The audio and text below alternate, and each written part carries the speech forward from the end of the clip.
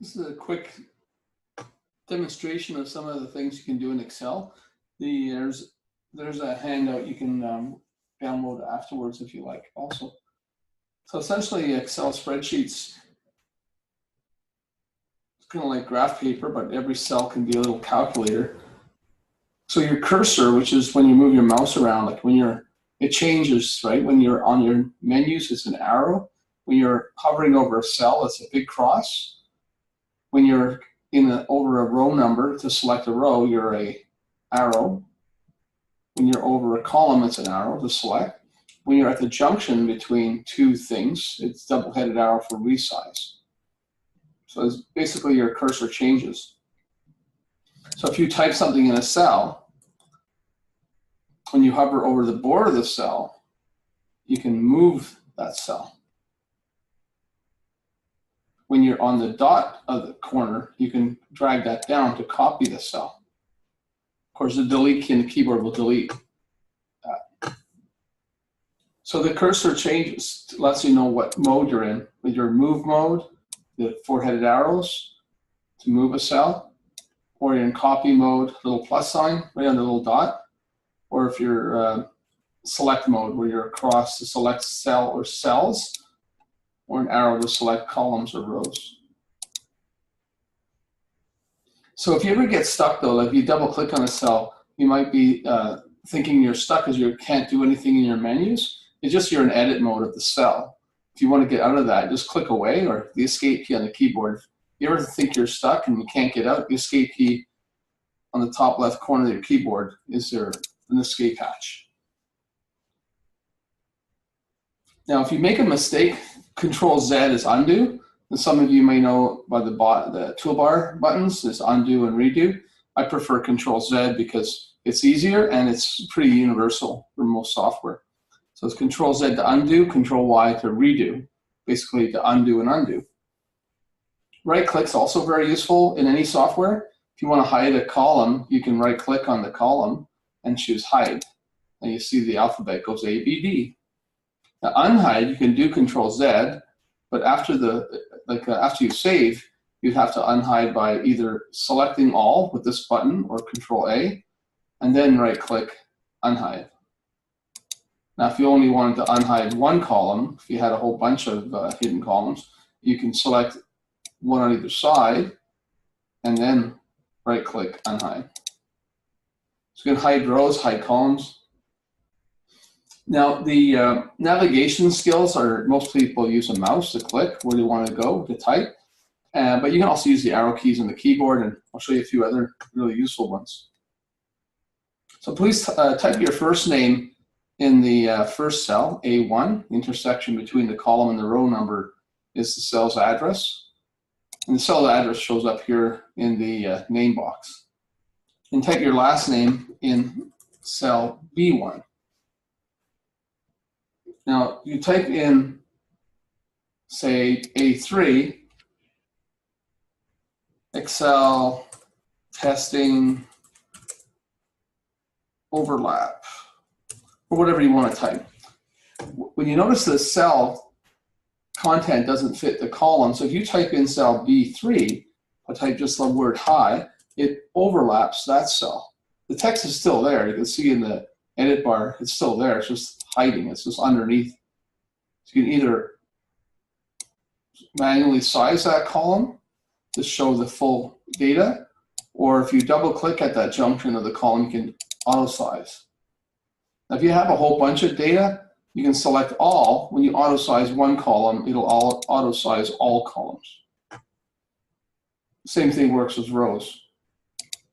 But if you have a whole paragraph in a row, you need to do word wrap text first before you do auto size. Basically, word wrap allows the text to wrap within the cell. And you see it automatically made the row the height it needs to be. That's a word wrap. Okay, now you're going to do some basic math. So if you type in any cell, I'm going to pick E4 and type in a formula. Like every formula pretty much starts with equals. So if I type equal 3 plus 89 and hit enter, basically it does the math. It gives you the answer. If you ever do formulas, and normally they're not actual constants in a formula, but any formula you ever do, you should bold that cell so it stands out from the rest of the cells. Now, one of the things that you taught in high school is called BEDMAS. BEDMAS is basically the rules of math: brackets, exponents, division, multiplication, addition, and subtraction. So if you do a simple formula like equal to, say, plus 3 times 4, like that, it actually does the math first. So it's going to be 12 plus 2 is 14. But some people might think that's going to be 2 plus 3 is 5, 5 times 4 is 20. So if you wanted to do the addition first, 2 plus 3, then all you have to do is edit in the formula bar, or when you type it, and put brackets, because brackets always take precedence in the formula. So you can make the formula do what you want it to do. So normally formulas aren't constants like that. Usually they're pointing to a cell's address. So for instance, this cell is E4, this is I4.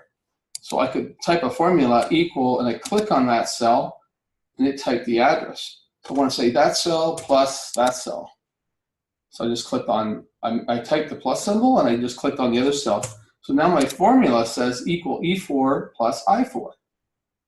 The beauty of a formula like that, notice I made it bold, is that if I change these cells, say I type a constant on there, 78, and I type on here 3, 78 plus 3 is 81. So this formula is basically adding those two cells. So let's do a quick invoice. We'll delete what we did and just highlighted those cells. Hit the delete key. I'll delete that stuff too. Now, if I'm doing an invoice, one of the columns I might want is the quantity, how many to purchase, description, price, and total. So usually I make that whole row bold, because the headings should stand out. Usually when I'm building something, I build it with easy numbers so I can make sure my formula is working. Like something like, say, 2 socks at $25 each. So what's the total?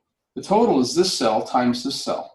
So I go equal, click, times, which is the star key on the number pad, or you could do Shift 8, but easier to do using the number key.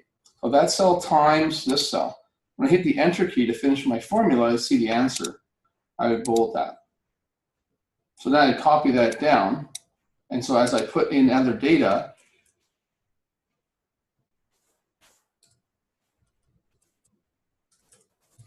you'll see it just does the math. So I can select these cells, and as I'm typing the data, it doesn't leave that selection. It keeps me in there. I hit Enter, it takes me down to the next cell, but if I, instead of Enter, if I hit the Tab key, it takes me down to the next row.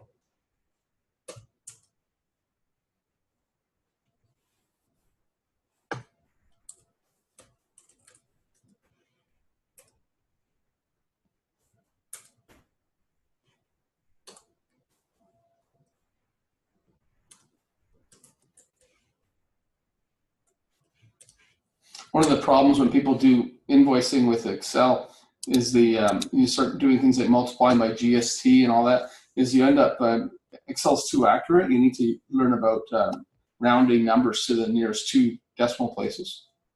Nowadays, a lot of companies, well, in Canada, since we're not dealing with pennies, you have to round to the nearest nickel. That's we won't cover that today. Now, if I want to add all these numbers, though, I just highlight the numbers and I over-select to where I want the answer, and I use this Autosum button, and that gives me my sum of all those numbers.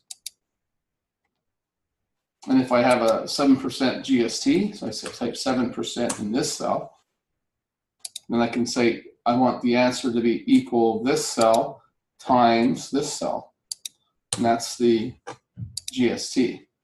I should label it. Now I'm going to add these two numbers. So I can just say equal this number, the sum, plus this number, the GSC, and that's my grand total.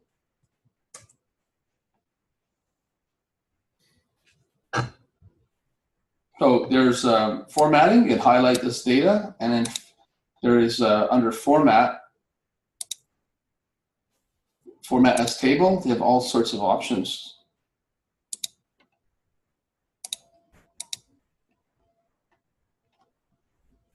That's just a quick invoice example. Another example, which is common, is to do a, to talk about how you can copy cells, is to say do, like say you're selling, or you're doing a budget.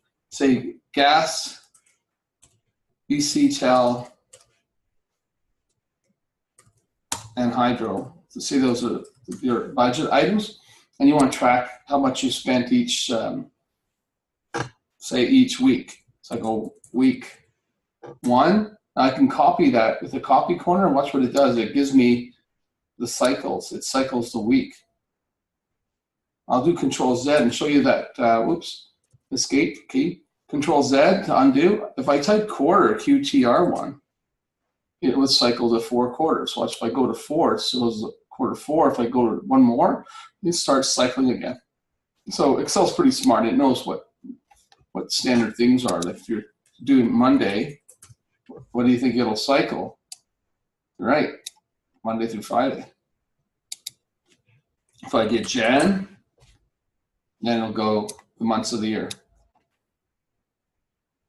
So Control Z, and I'm going to put in QTR1. That's the exercise, and copy that across. And I'll delete that one.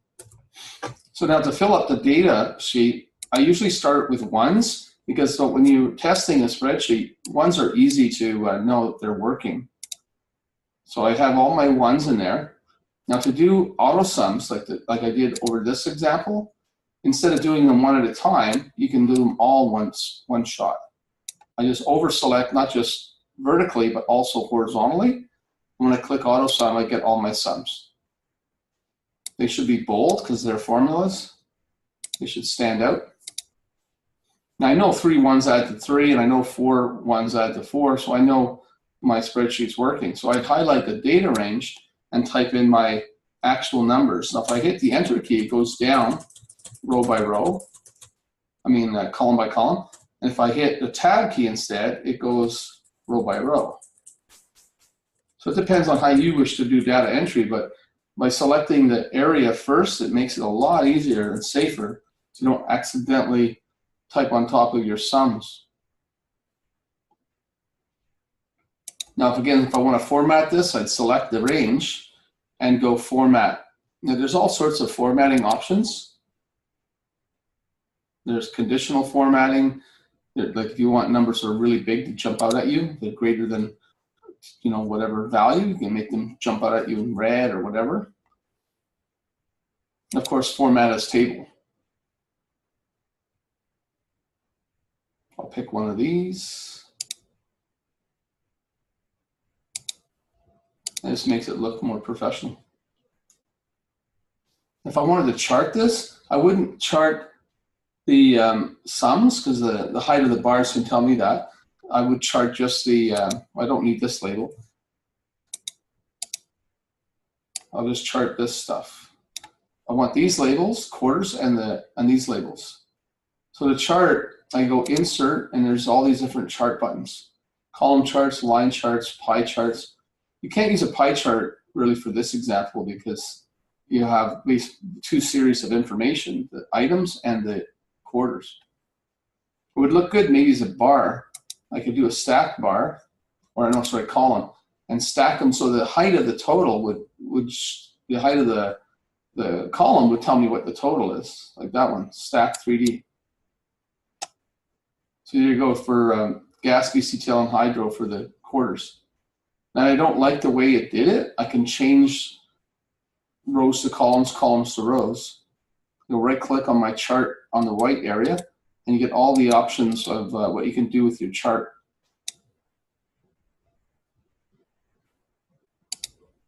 Like that. That makes sense. The time factor along the horizontal. Now what's neat is if you select your data and you change your data, of course the bars change to reflect the new numbers. So the chart is dynamically linked to the data. So the formulas are dynamic and the charts are dynamic.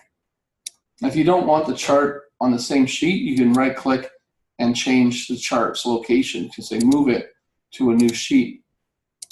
And now you have the chart really nice and big for printing. But your data is on sheet 1. So you should name your sheet 1 and call it data. As soon as you have multiple sheets, you should name your sheets. I just double clicked on the sheet tab and gave it a name. That's the data and my chart of my data. Now last thing would be to print. If I only want to print this stuff, I'd select that, and under page layout, you can set the print area. So when I go to print it, I'll just do a preview. You'll see that's all you'll get, just what you want to print. You can also change the margins to be what you want, fit more stuff. You can change the orientation that matches your data. I want maybe landscape. So now when I go to print, oh, also there's lots of options in this little button here will give you all the page setup options.